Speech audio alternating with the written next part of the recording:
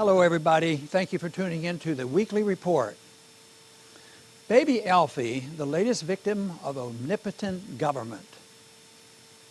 23-month-old Alfie Evans passed away in a British hospital on Saturday. While the official cause of death was a degenerative brain disease, Alfie may have been murdered by the British health system and the British High Court. Doctors at the hospital treating Alfie decided to remove his life support against the wishes of Alfie's parents. The High Court not only upheld the doctor's authority to override the parents' wishes, it refused to allow the parents to take Alfie abroad for treatment. In upholding the government's authority to substitute its judgment for that of Alfie's parents, the High Court is following the footsteps of authoritarians throughout history.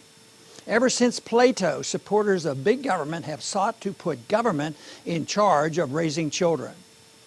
The authoritarianism of the system, where experts can override parents, is underscored by a police warning that they were monitoring social media posts regarding Alfie.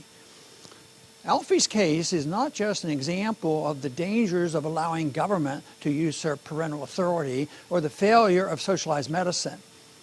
It shows the logical result of the widespread acceptance of the idea that rights are mere privileges bestowed by government.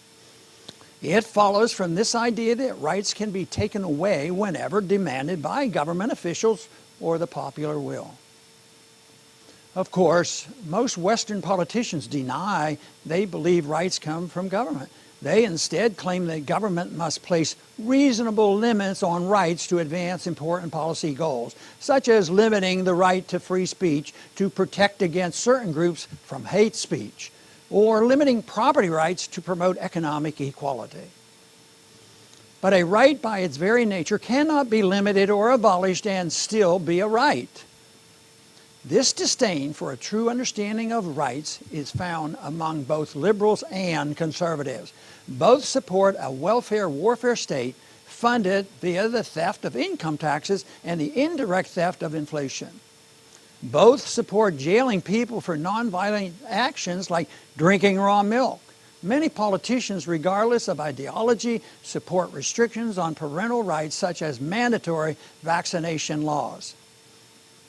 While claiming to support the right to life, most modern liberals not only support legalized abortion, they want to force pro-lifers to fund abortion providers. Both the right-wing neocons and left-wing humanitarians interventionists dismiss the innocent killing in U.S. military actions as inconsequential collateral damage. America's founding fathers rejected the idea that rights come from government. They instead embrace the view that rights are either granted by the Creator or are a basic attribute of humanity. Since rights do not come from government, government has no more legitimate authority to violate our rights than does a private individual. Thus, if an individual cannot use force to make you help others, neither can the government. If an individual cannot use force to stop you from gambling online or telling un-PC jokes, neither can the government. If an individual cannot use force to stop parents from seeking medical treatment for their child, neither can the government. Widespread acceptance of natural rights and the principle of non-aggression that flows from natural rights is key to obtaining and maintaining a free society. Thus, educating people in the benefits of free markets, individual liberty, and a foreign policy of peace and free trade is key to protecting future Alfie Evanses and other victims of the welfare warfare state, as well as to restoring respect for the moral principles of liberty among the critical mass of the people. Thanks for tuning in.